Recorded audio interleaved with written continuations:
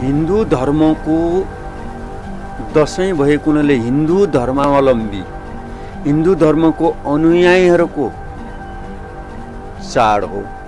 जो हिन्दू धर्म इतरको चाड होइन। अब जस्तो क्रिसमस डे क्रिस्चियनहरूको चाड हो, अरू धर्महरूको चाड होइन। किराँत धर्मको उभौली र उँधौली किराँत धर्मावलम्बीहरूको चाड हो। त्यसै हुनाले किराँत धर्मावलम्बीहरूको उभौली र उँधौली चाड र क्रिस्चियन धर्मावलम्बीहरूको क्रिसमसलाई अरूले बहिष्कार र तिरस्कार र स्वीकार गरेको केही शब्द पाइँदैन, मौन बस्छन् त। त्यसो भएको हुनाले अर्को धर्मको चाडबाडलाई तिरस्कार र पुरस्कार र स्वीकार र अस्वीकारको प्रश्न हुँदैन। जो हिन्दू मान्छेले पृथ्वीनारायण शाहले 25 वर्ष नेपाललाई एकीकृत गर्दा लडाइँ नै लडाइँबाट 25 वर्षसम्म बितायो। त्यो क्रममा कैयौँ 2400 2300 राज्य रजौटाहरू र लिम्बुवान खम्बुवान पनि समाप्त भए। त्यो समाप्त हुँदा अब उपरान्त यिनीहरूको भाषा लिपि साहित्य संस्कृति चाडबाड प्रतिबन्ध गरेर एकाङ्गी हिन्दू दृष्टिकोण लादियो। त्यो नमान्नेलाई दण्ड जरिमाना गर्ने अनि कानुनी दण्ड दिने प्रक्रिया। तिहाहा अनि तिहारबाट अनि दीपावली बनेर चाहिँ शब्द बिगार्दै दीपावलीमा पुर्यायो। सेवारो नमस्ते, म तपाईँहरूकै कलाकार सोनिया लिम्बू। तपाईँहरू अहिले हेर्दै हुनुहुन्छ फालेलुङ टिभी र यसलाई हेरेर like, comment, share and subscribe गर्न नभुल्नुहोला। धन्यवाद। शिक्षा, सूचना र मनोरञ्जनको लागि फालेलुङ टिभी। दर्शकहरू हार्दिक स्वागत छ। यतिखेर हामी एक विशेष व्यक्तित्वसँग कुराकानी गर्न गइरहेका छौँ। आज हामीसँग हुनुहुन्छ विश्व ज्योतिष महासङ्घका उपाध्यक्ष, यसै गरी दक्षिण एसियाली ज्योतिष महासङ्घका सहअध्यक्ष, यसै गरी किराँत धर्म तथा साहित्य उत्थान सङ्घका संस्थापक महासचिव। त्यति मात्रै होइन, उहाँको धेरै परिचय छ। 71वटा कृतिहरू बजारमा ल्याइसक्नु भएको छ। उहाँ हुनुहुन्छ मुन्दुमविद तथा ज्योतिर्विद डाक्टर चन्द्रकुमार शर्मा। आज हामी उहाँसँग विशेष विषयमा कुराकानी गर्न गइरहेका छौँ। हामी हृदयदेखि स्वागत गर्न चाहन्छौँ डाक्टर चन्द्रकुमार शर्माज्यूलाई। डाक्टर साहब, यहाँलाई स्वागत छ। धन्यवाद छ। सेवाहरू आराम हुनुहुन्छ? आराम छु। आज हामी ठ्याक्कै हिन्दूहरूको महान चाड भनेर विजयादशमीको ठ्याक्कै आज टिकाकै दिनमा छौँ। यो चाडलाई कसरी लिनुहुन्छ यहाँले? यो चाडबाड भनेको धर्मबाट निर्देशित इकाइ हो। जसरी किराँत धर्मावलम्बीहरूले उँधौली र उभौली चाड माने झैँ हिन्दू सनातनीहरूले यो नवदुर्गा नवभवानीलाई मान्दा 10 दिन मान्ने भएको हुनाले दसैँ भनेको 10 दिने दसैँ। नवदुर्गाको 9 रूप छ। 9 रूपको 9वटा नाम छ। त्यो 9वटा नामलाई प्रत्येक परेवादेखि 9 दिन मानेर नवमी काट्ने अनि भोलिपल्ट 10औँ दिनमा विजय होस् है भनेर चाहिँ विजयको टीका लाउने हुँदा विजयादशमी भनेर संज्ञा लागेको। यो जस्तै हिन्दूले चाहिँ अथवा विशेषतः हिन्दू धर्मावलम्बीहरूले चाहिँ त्यसरी व्याख्या गरेको छ 10औँ दिनसम्मको लाई। तर यही चाडलाई चाहिँ यहाँका विशेषतः धेरै विशेष आदिवासी जनजातिहरूले चाहिँ दसैँ हाम्रो होइन भनेर बहिष्कार गरिरहेको अवस्था छ। वास्तवमा यो के हो त? जस्तै यी नेपालभित्र पनि यसरी चाहिँ यो विवाद अथवा विरोध भइरहेको छ, धेरैले दसैँ बहिष्कार गरिरहनु भएको छ। खास यो किन यस्तो भइरहेको छ? होइन, दसैँ बहिष्कार र स्वीकार भन्दा पनि हिन्दू धर्मको दसैँ भएको हुनाले हिन्दू धर्मावलम्बी हिन्दू धर्मको अनुयायीहरूको चाड हो। जो हिन्दू धर्म इतरको चाड होइन। अब जस्तो क्रिसमस डे कृष्णहरूको चाड हो, अरू धर्महरूको चाड होइन। किराँत धर्मको उभौली र उँधौली किराँत धर्मावलम्बीहरूको चाड हो, अरूको चाड होइन। त्यसो भएको हुनाले किराँत धर्मावलम्बीहरूको उभौली र उँधौली चाड र क्रिस्चियन धर्मावलम्बीहरूको क्रिसमसलाई अरूले बहिष्कार र तिरस्कार र स्वीकार गरेको केही शब्द पाइँदैन, मौन बस्छन् त। त्यसो भएको हुनाले अर्को धर्मको चाडबाडलाई तिरस्कार र पुरस्कार र स्वीकार र अस्वीकारको प्रश्न आउँदैन। जो हिन्दू मान्छ मान्छ, जो हिन्दू होइन भन्छ ऊ चुप बस्छ। जस्तो अब हामी दसैँ मान्दैनौँ, हामी चुप बसेको छौँ नि, तपाईँलाई टिको लगाइदिन नि, होइन? त्यसको अर्थ म दसैँ मान्दिनँ यो हिन्दूहरूको भन्दैमा दसैँको विरोध गर्नुपर्छ भन्ने जरुर छैन। एउटा मानौँ एउटा मान्छे यहाँ क्रिस्चियन आएको होला, मैले उसलाई विरोध गर्नु मिल्यो त? उसको आस्थाको कुरा हो। त्यस कारणले भनाइको तात्पर्य के हो भने अर्का धर्मको चाडबाडलाई विरोध गर्नुको कुनै औचित्य पनि छैन। उसले मान्नेले आफ्नो आस्था श्रद्धा र भक्तिले मान्छु भन्नेलाई मान्न नदिनु पनि अर्थ छैन। मान्नेले मान्छ, नमान्नेले मान्दैन। त्यसो भएको हुनाले त्यसो भने के त चाडबाड कुनै पनि जातिले मान्ने धर्मको संस्कार हुन्छ, संस्कृति हुन्छ, चाडबाड हुन्छ, उत्सवहरू हुन्छ, महोत्सवहरू हुन्छ। जस्तो तपाईँलाई थाहा छ हामी कार्तिक 25 गते महागुरुको जन्म जयन्ती मान्छौँ राष्ट्रिय विभूतिको नाममा। त्यसमा किराँत धर्मलाई सरकारी बिदा दिएको छ। त्यो दिन कसैले विरोध गरेको तपाईँ सुन्नु भएको छैन। हामी मजाले मङ्सिर 18 गते किराँत धर्मगुरुको मान्छौँ, उभौली सेवा हुन्छ। खोइ नारा जुलुस पनि गरेको छ नि त, नमाने भने प्रधानमन्त्री राष्ट्रपति आएर मजाले उद्घाटन गरेर जान्छ अतिथिको रूपमा। त्यसो भएको हुनाले हाम्रो विडम्बना मानवीय चिन्तन माथि जाने ठाउँ पनि स्वर्ग सबैको एउटै हो। पृथ्वी लोक यो नर्क लोक पनि मान्छेको एउटै हो। बस्ने ठाउँ पनि एउटै पृथ्वी भूमि हो, जाने ठाउँ स्वर्गलोक पनि एउटै हो मान्छेको। र ईश्वरको नाम मात्रै फरक, ईश्वर एउटै हो। नाम फरक, ईश्वर एक। अब क्रिस्चियन धर्मावलम्बीले गड भन्छ, हिन्दूहरूले परमात्मा परमेश्वर भन्छ, हामी तागेरा नियभमाङ भन्छ, बुद्धिस्टहरूले अनात्मावाद भन्छ। कि अब मुस्लिमहरूले इसाईहरूले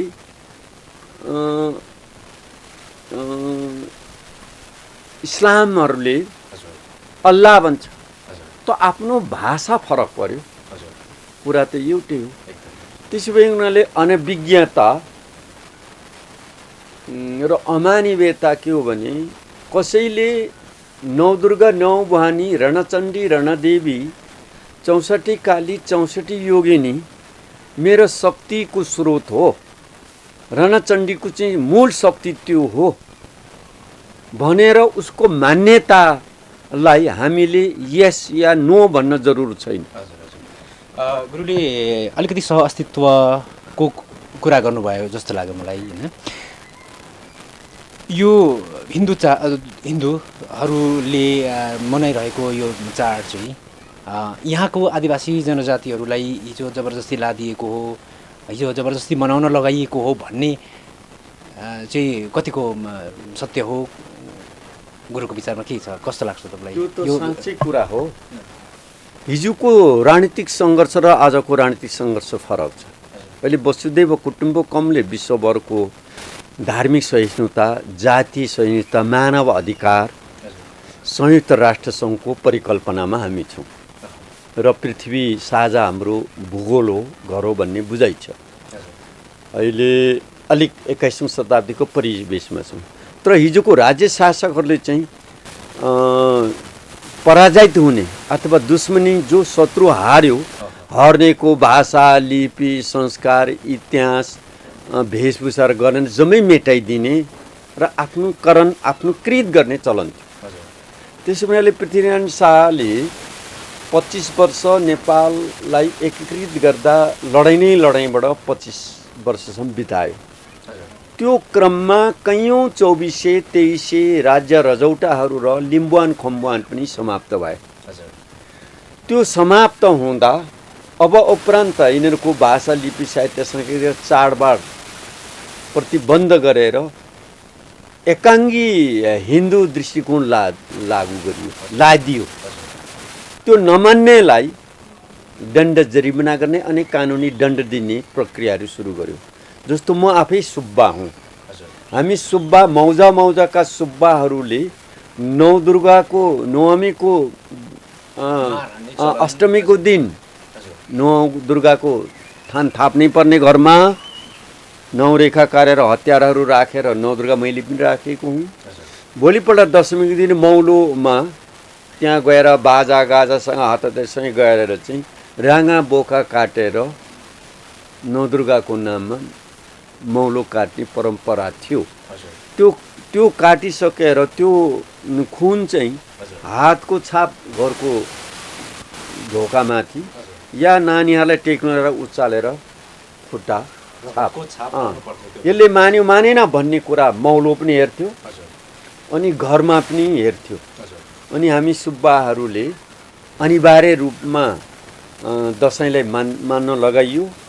त्यो दसैँ मान्दा हाम्रो रैतानहरू सबैले सेयरिङ गरेर राँगा किनेको सेयरिङ पैसा, बोका किनेको अथवा त्यहाँको होल खर्च, सामग्री खर्चहरू चाहिँ सबै रैतानहरूले अलि हुवा सुम्बगेन हुवा पगेन लाउवा भन्छ, अलिअलि सेयरिङ पैसा चढाएर हामी सबैले मानेको भन्ने कुरा चाहिँ लोकलाई देखाउनु पर्थ्यो। यो क्रममा दसैँ एक किसिमको राष्ट्रिय चाडको रूपमा ईश्वरी तानाशाही प्रविधिले स्थापित गरे। त्यसमा 8 अप्रिल दुईटा नमान्नेहरूले त फाँसी पनि दियो।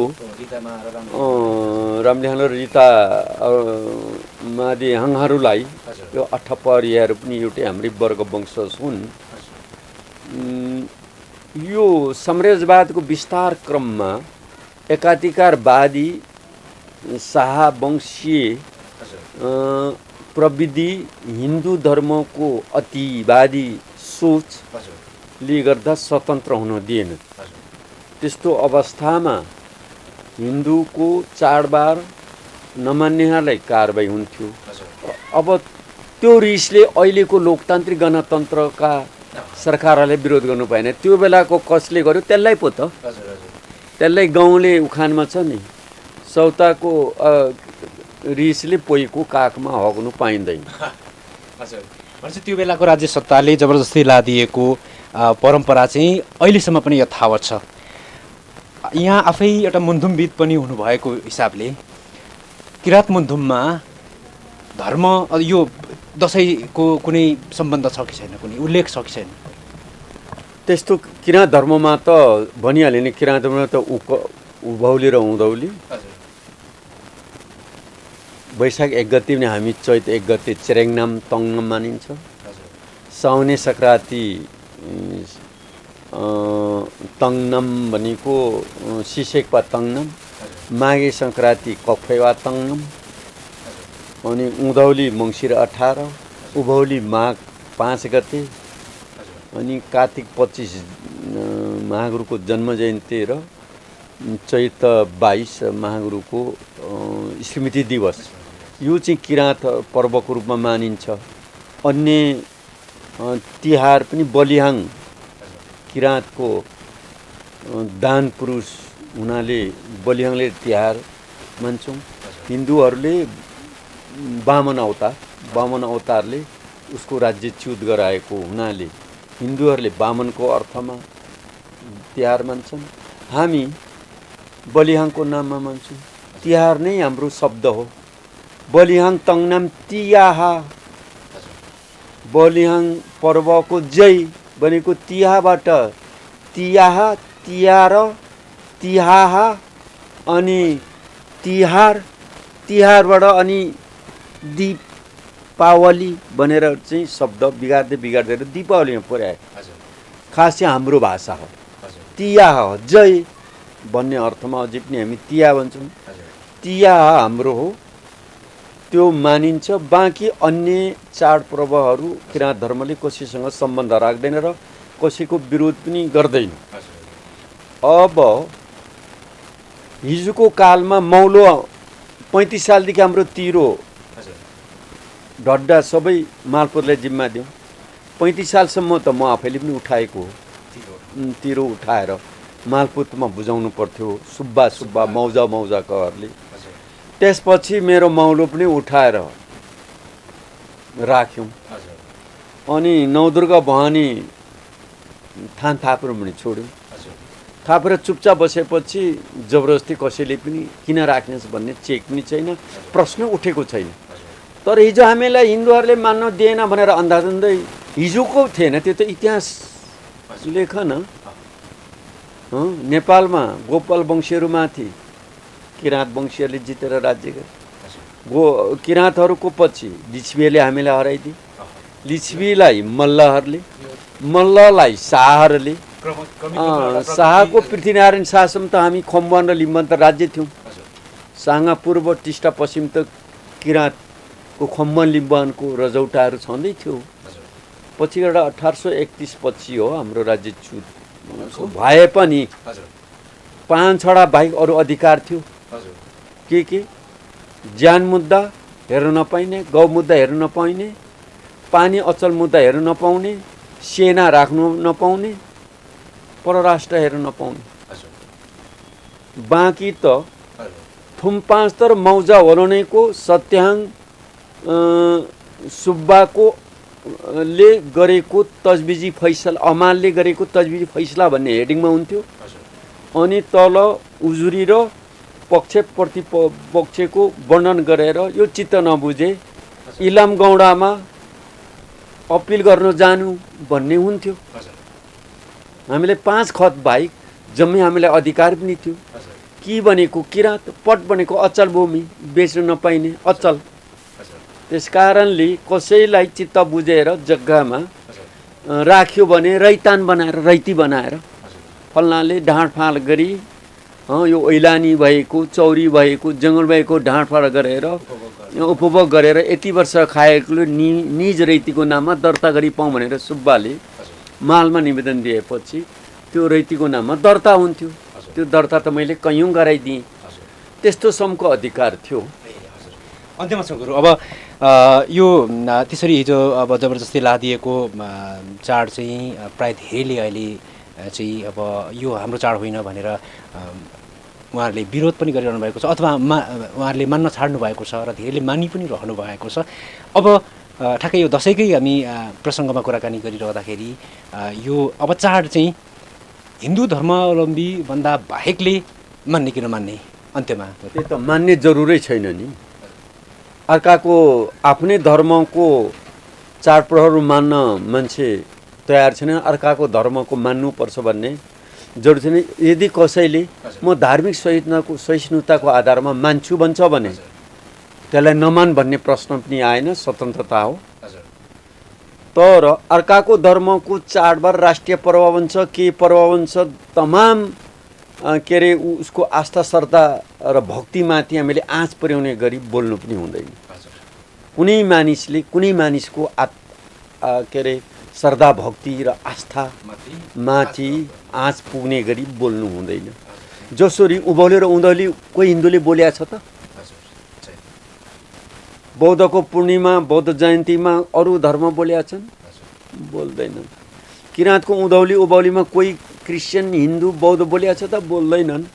भनेपछि हामी उँधौली र उभौलीमा रमाउने, ठिक छ। अरू कोही धर्म बोल्दैनन्, ठिक छ भने शुभकामना दिन्छन्। अनि उनीहरूको पर्वमा चाहिँ हामीले बोल्नु मिल्छ? त्यो चाहिँ धार्मिक असहिष्णुता हो।